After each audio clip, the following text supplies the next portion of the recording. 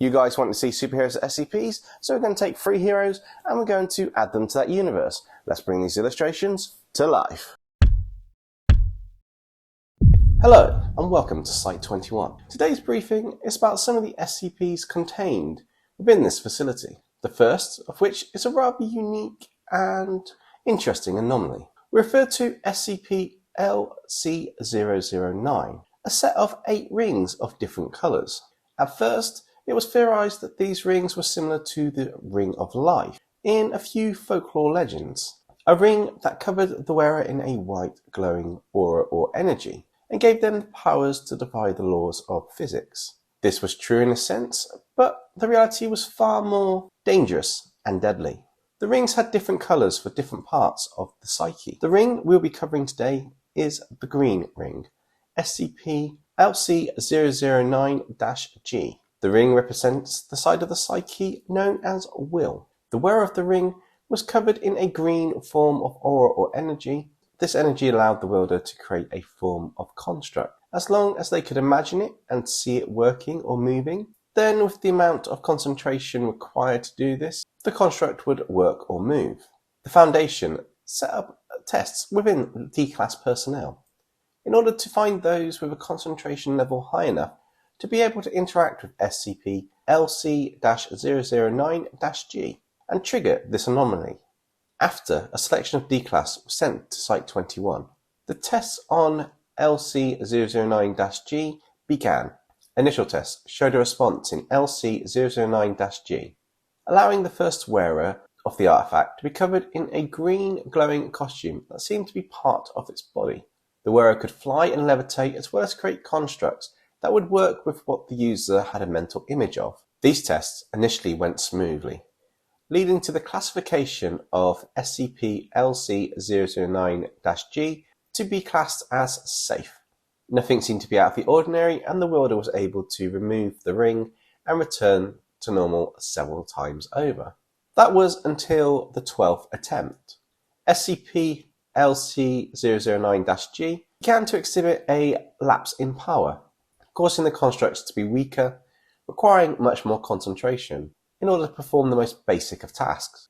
This was the first sign that the ring needed to recharge. However, since the wielder was a D-Class, and after all is said and done, D-Class personnel are expendable, the scientists of the Foundation decided to continue with the tests to see what happens. Despite the reservations of the D-Class, eventually, with the use of heavy persuasion, the D-Class put on SCP-LC009-G, and at first it looked like everything was okay. Perhaps this artifact was able to recharge when not in use.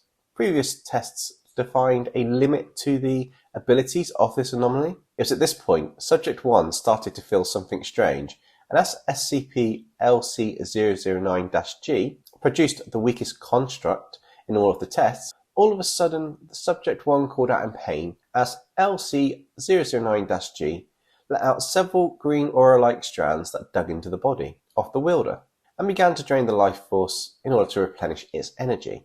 As the life force was drained, the constructs became more vivid and stronger, until the host finally passed out and the constructs faded away. This triggered something in SCP-LC009-G. In the moment, the last of the host's life force was absorbed. Several more green strands of aura shot out and dug into the bodies of the scientists in the room, draining their life force and recharging SCP-LC009-G. Upon reviewing the footage of what happened in the lab, the Foundation has raised the threat level of this anomaly to Keter class.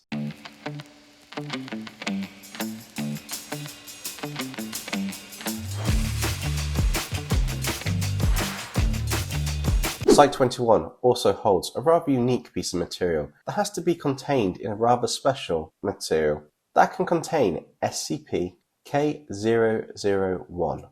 This is the only material known to be able to make K001 go dormant when it's not fused with a host. The Foundation has classified both SCP-K001 and the material to contain this anomaly as Archon class. The reason SCP-K001 is this classification and not Apollyon is due to the material that can weaken or even leave it in a dormant state. The Foundation has taken steps to ensure that the information in this file is only seen by Level 4 personnel. There is also a very specific set of instructions for the containment. The first is that no one member of staff be allowed in the containment cell for more than 15 minutes at a time due to the radiation from the containment material used. Also, regular medical checks are required after every visit to ensure no side effects from the radiation in the containment cell are present.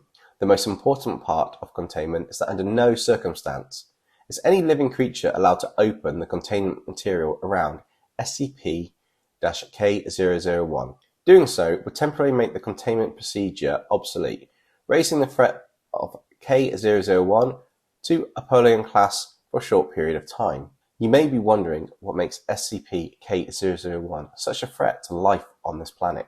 I will share with you the information the Foundation has gathered on this anomaly. SCP-K001 is a stone from another world. This stone is full of a strange energy that seems to be replenished by sunlight. The strange stone also allows for a single living creature to become a host. If it embeds itself in the host's chest before altering their DNA, once the DNA is altered, the host will gain a wide range of powers, making them an unstoppable force.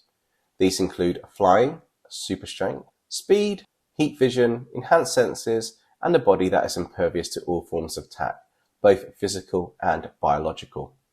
Over time, the abilities can become weaker, but just from being able to fly, the host can levitate above the clouds to recharge even during the night.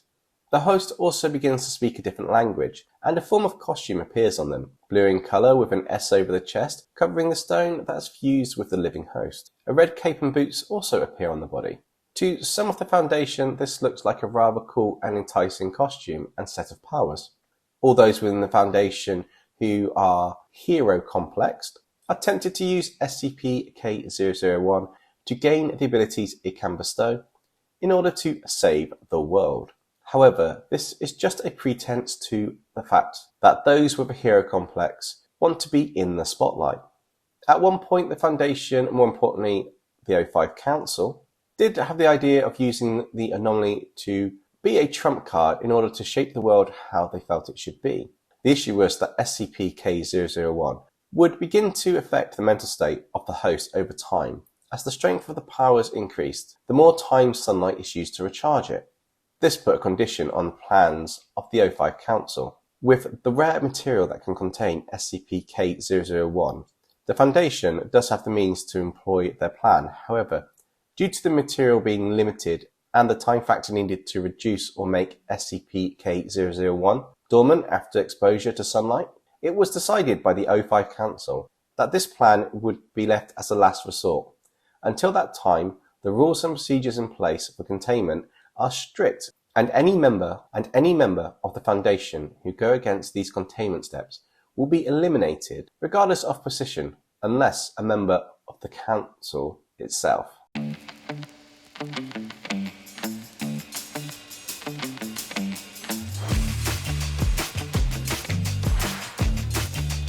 The final file from the Foundation today is on SCP-DK-023, designated the Dark Cowl. This item is a cowl that covers most of the face, with two pointy ears similar to a flying rodent.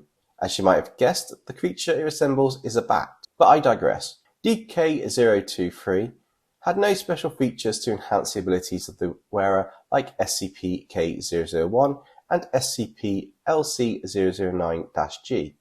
In fact, outward appearances make it seem like the cowl puts the subject into a trance, still breathing and alive for hours or months without the need of food or sleep. This is until SCP-DK-023 is removed. Once removed, the subject is returned back to a normal state of awareness, but they are confused, disorientated, and finding it difficult to tell reality from what they have experienced wearing the mask. It was at this point the scientists at the Foundation decided to investigate the reports that the subject was in another world with an all-too-tragic tale.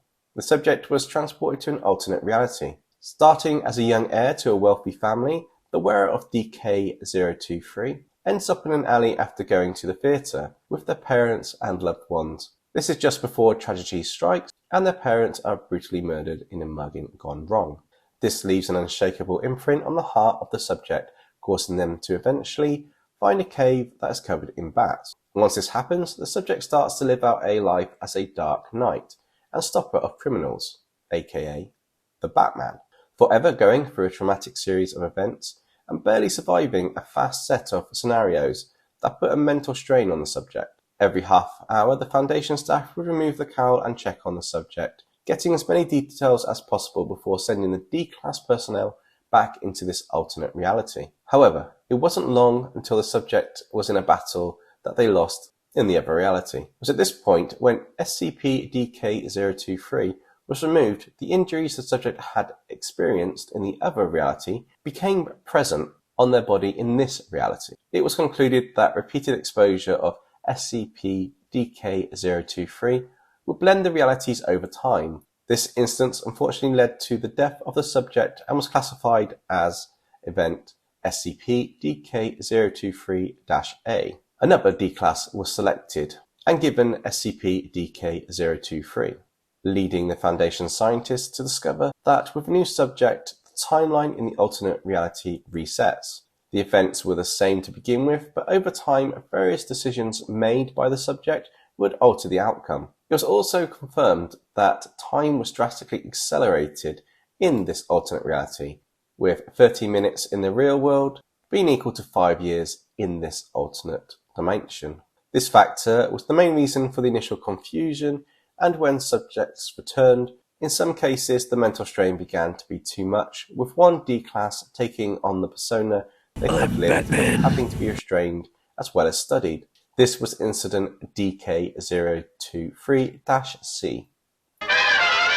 One of many strange instances from the repeated use of SCP-DK-023.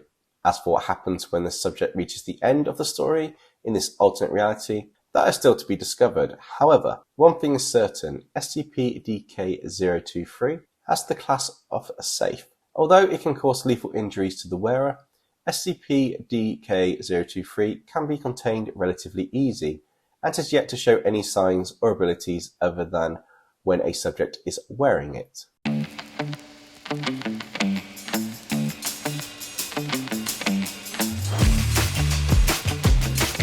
I'm Batman. There you have it. What do you guys think of the Superheroes as SCPs video?